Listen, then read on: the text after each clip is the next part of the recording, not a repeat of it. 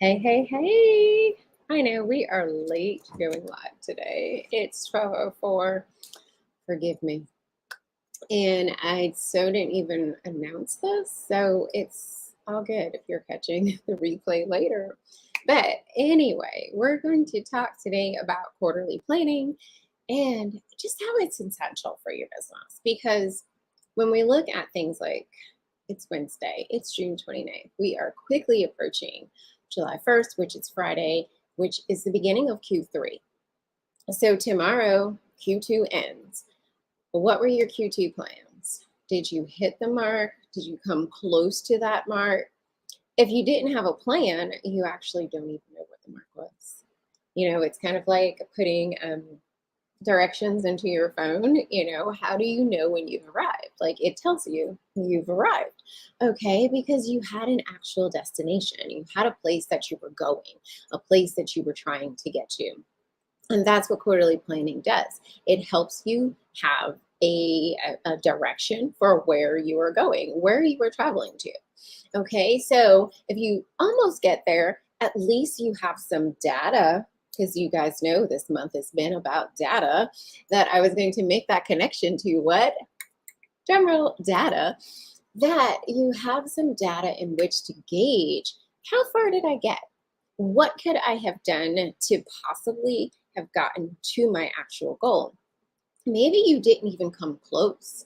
And then it's like, whoa, what did I need to do differently? What did I do that did not work? And you don't have access to that information if you're not planning and not keeping track of these things. So, one of the things that I do when I work with my clients is I literally do. I send them out a quarterly review and planning document. Like, hey, we got to figure this out. Okay. And so if you want access to it, just like literally shoot me a message, like DM me on Facebook, LinkedIn, YouTube. You guys can send me an email. Hello at the516collaborative.com. I will just totally send it to you, fillable PDF, no email address required. Just really, I want people to plan. Okay, so when it comes to that, though, and you're thinking about what that looks like, what it feels like, what are some of the questions that you can ask yourself? Because I'm a huge believer in we need to look back as we continue to look forward. Okay. So much of what we do in the past actually influences what we do moving forward. And so it's important to consider those things. So let's look at Q2. And you can actually just write these out right now. Okay, what is one Q2 accomplishment that you're proud of? One. Okay, we don't have to make this overly complicated. We don't need to stress ourselves out saying, oh, what are 10 things that you're proud of doing? Like, okay, seriously, we don't have time for that. Okay, so what is one Q2 accomplishment that you are proud of? Okay, I want you to use 3 adjectives that describe how you felt in Q2. Okay, how were you feeling? And hey, you're gonna kind of think back. We're going back to April. So April, May, and June. All right, make up Q2. How were you feeling? What are 3 adjectives? Don't worry, we're not gonna put them into an ad lib, okay, and make up kind of crazy stories about it. But it's important to think about how you were feeling during that time. So in this last quarter, were you feeling stressed? Were you feeling at ease? Were you feeling stretched? Those are things to actually factor in because that's going to help you as you're looking at whether or not you hit your goals or not. Okay, what were your biggest Q2 challenges? What were some of the challenges? Obviously, if we look back over the last 2 years, hey, we had some definite challenges that came our way. But when we're looking at this particular April, May, and June, what were those challenges that came up for you? Were there some marketing challenges that you ran into? Were there some sales? So maybe you had some systems challenges, like you had an onslaught of new clients and you did not actually have systems in place in which to support them. So, what were those challenges? Okay. So, what improvements and takeaways do you have as you move into Q3? As we're looking at July, August, and September, okay, one of those being my birthday month, what are some improvements and some takeaways that you can implement as you move into Q3? Okay, so again, looking back at Q2, what is something that we can take into Q3 to make things go differently? Okay, what lessons did you learn in Q2? Life is always about lessons. Life is a teacher of lessons. Okay. What lessons did you learn in Q2? What was your Q2 revenue goal? What was your actual Q2 revenue? Okay. Because there's the goal. And then what you actually came up at. Okay. And did those numbers match? Once again, were you close to that number? Were you half of that number? I don't even want to go below that. But those are things you have to look at. And maybe going back to those adjectives, some of your takeaways, you might figure out, okay, you know what? I was at half of that goal. I was at half of that goal because I got sick. A family member got sick. I had to put business on pause, or I just wasn't even selling anything, and I wasn't talking about anything, and I wasn't showing up, and I wasn't visible, and I wasn't. What is it that was leading you to that point of not actually meeting that goal? Okay, but again, if you didn't have a goal at all, then you're like, hey, I was great. No, you weren't great because you had no destination. Do not just drift through life with how and where you want your business to go. You need to be an active planner and actively moving things forward. Like if you were in a paddle boat, all right, I'm not asking you to put your oars in the boat and just sail along wherever the current takes you. No, quarterly planning. We actually have plans. We are guiding where we want that canoe to go. Okay, we're not just out there like drifting along and whatever happens or wherever I wind up is totally fine and perfect. No, that's not how we're doing this. Okay. So now as we look ahead to Q3, all right, so we're looking at quarter three, we're looking into July, August, and September, which, hey, are so quickly coming and will quickly pass us by if we're not ready for them. All right. I want you, just like we looked at, like adjectives are how you felt in Q2. How do you want to feel in Q3? All right. How do you want to feel? Do you want to feel stretched? Do you want to feel ease? What do you want to feel? Because determining now how you want to feel in Q3 helps you show up in ways that will achieve that. But if you don't verbalize it, you don't voice it, you don't share it, you don't make it known, even to yourself, then again, you're just kind of drifting. All right. So, what are 2 to 3 main goals for Q3? What are they? What are your goals? What are you trying to do? What are you trying to make happen? All right. Now, I want you to dig deeper. Why are those goals important to you? Because it's one thing to have goals, right? But if there's no why, there's nothing tethering that goal to something that is really important to you, then if you achieve it, do you really care? Like when the going gets tough, back to my paddling, like, hey, you might run into some rough current. Are you just going to not paddle? Are you just going to, whatever, I don't care. It happens. It is what it is. What's going to take place? So your goals need to be tied to, like, tethered to something that is your why, that is important. So why are those goals important to you? All right. And we're going to dig a little deeper. Do these goals fully support the annual goals you've set for this year?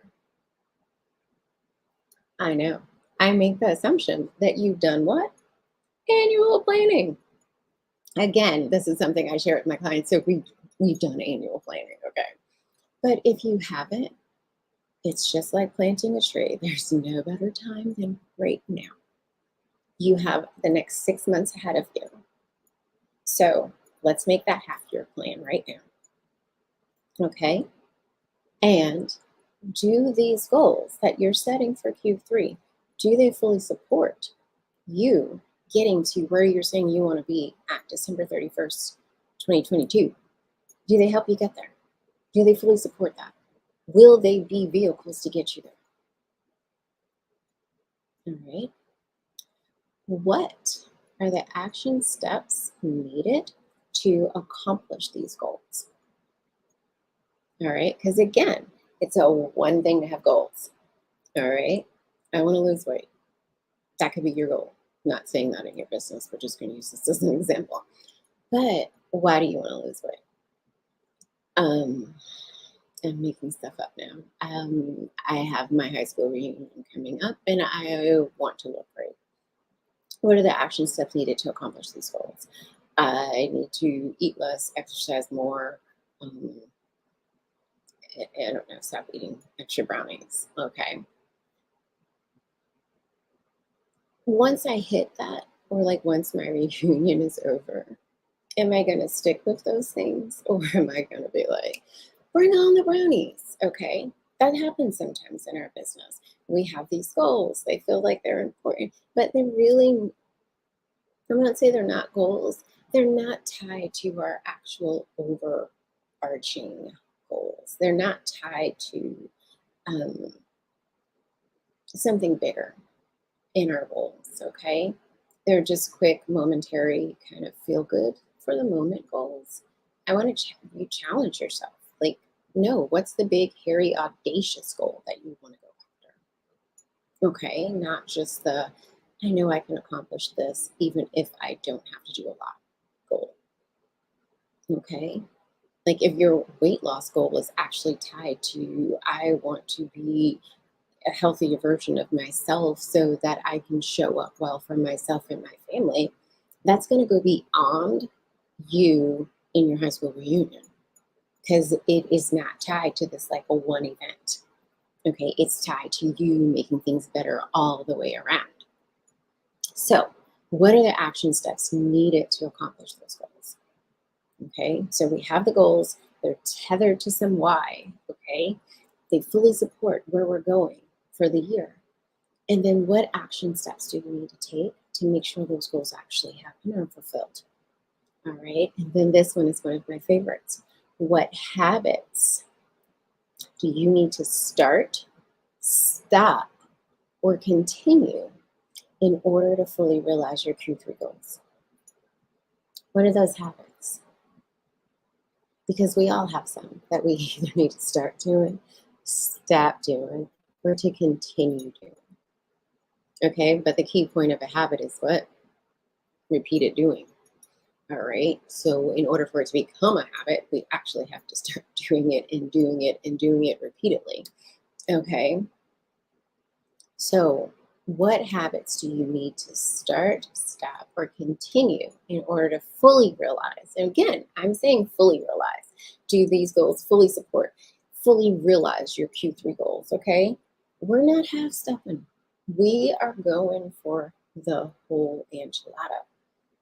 What do you need to fully support yourself in that way? What are those habits? Okay. Like for me, one of the things that I've done since, gosh, time flies so quickly. I want to think it was Q3. It might have been Q2. One. Anyway, earlier this year, I think I've spoken about it already, is that I took a course called Building a Second Brain. And on the surface, you might, what the heck is she talking about?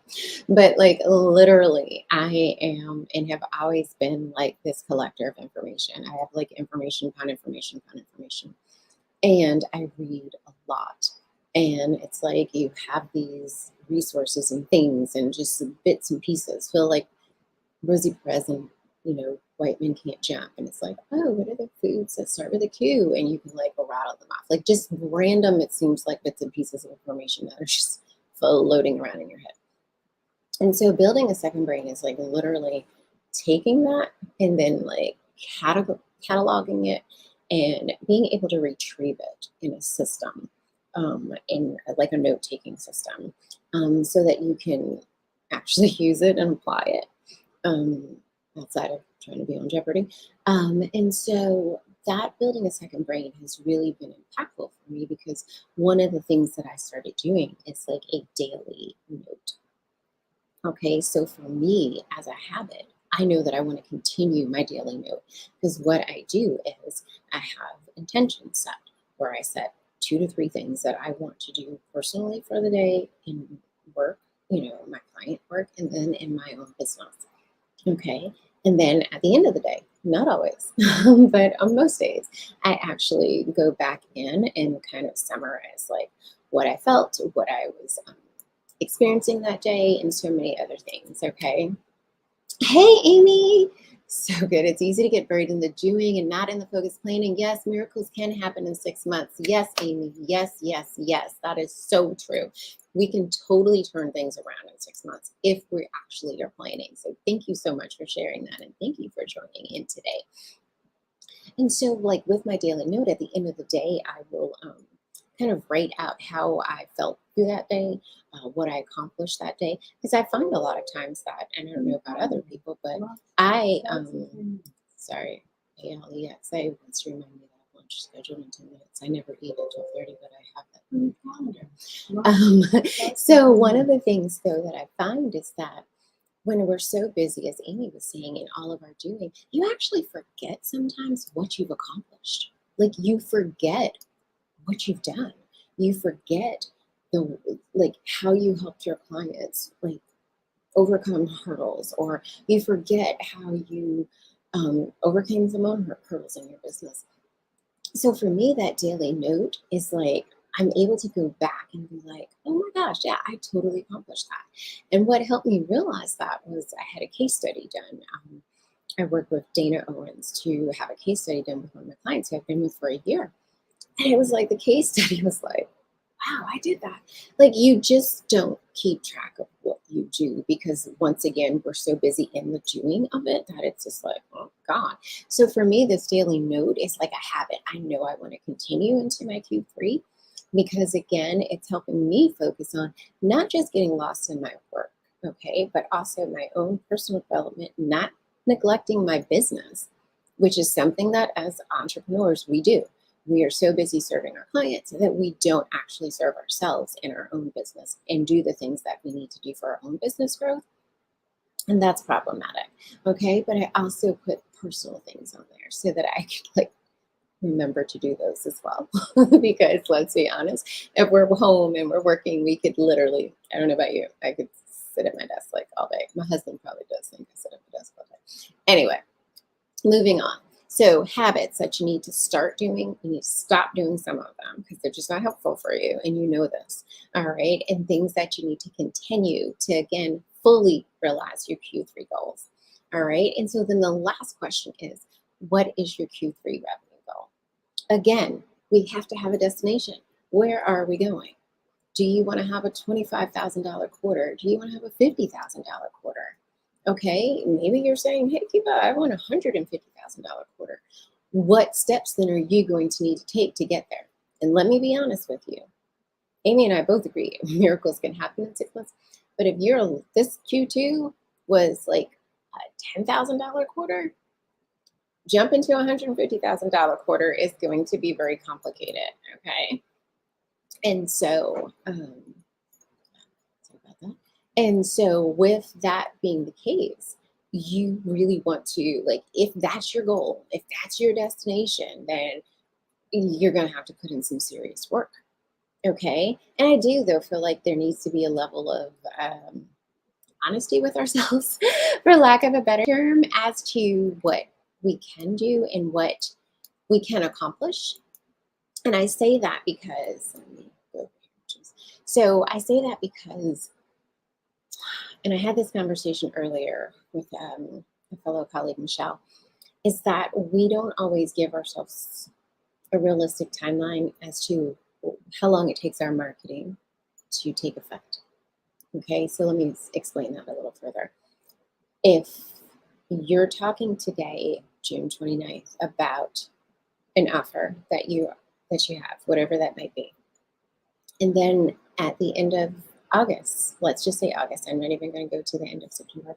Let's just say August 29th, you're like, I need to start talking about something else. Okay. All of that marketing you've been doing for June and July is now starting to kind of sit with people, start to resonate with people. People are starting to pay attention to it. And then you change, like completely shift. All right. And you, again, we're trying to head towards that $150,000 quarter. But now your marketing is at the point where it's resonating, it's making noise, it's getting people's attention. But now you're going to start talking about something different. That means that it's going to take you about 2 to 3 months for that new messaging to replace the old messaging in people's minds. Like you literally have to create for us, like recreate that connection that, oh, Kiva, she does blah, blah, blah. Oh, such and such needs blah, blah, blah. I need to connect them with Kiva. Oh, wait, no, Kiva doesn't do blah, blah, blah anymore. She now does something else. I'm not going to think about Kiva. Okay, so your marketing takes time. And the thing that I see sometimes is we don't want to give it the time it needs. It's like marinating food. Like it takes time for those seasonings and everything to come together to make that flavorful, whatever it is that you're making. The same happens with your marketing. It takes time and you have to give it time, and you feel better about giving it time when you actually have plans because you have steps that you know you need to take along the journey. And you realize then that the journey can sometimes be a bit more circular than it is a straight line, but you're okay with it because it's part of the plan. It's part of the journey. It's part of getting to that destination. Okay, when you don't have plans, then everything starts to feel chaotic. Everything starts to feel like, I need to do this, I need to do this, I need to do this, I need to do this. And you wound up really getting nothing done. It feels like you're getting something done, but most of what you're doing is not actually moving you forward towards your goals. It's keeping you busy. It's making you reactive. It's making you feel like I'm checking boxes, I'm doing, but you're not moving towards your goals. You're not heading in that direction of your destination. Planning is like that thing that helps you actually block out some of the noise. It helps you feel confident in your decisions that you're making. When everyone else is saying, go left, go left, go left, you're like, left has a lake. I'm not going to go left. I'm going to continue to go straight. And that's why you plan.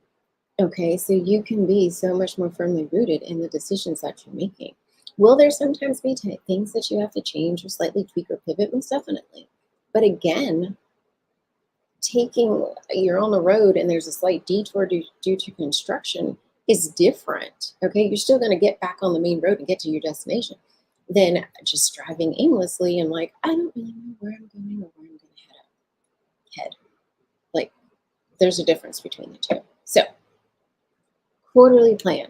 Again, if you want this, I can totally, if you didn't get the questions and you're like, Kiva, what was question number 4? Okay, like totally just shoot me a message. I'm more than happy to supply it, share it, because I feel like, again, everyone needs a quarterly plan. Because once again, this is your baseline. Okay, when we're at the end, we're in September, and we're going to have this conversation again. We have something to look back. We have something to say, oh my gosh, I was here and now I am here. Okay, I am making progress on my goals. I am making progress on where I'm trying to go.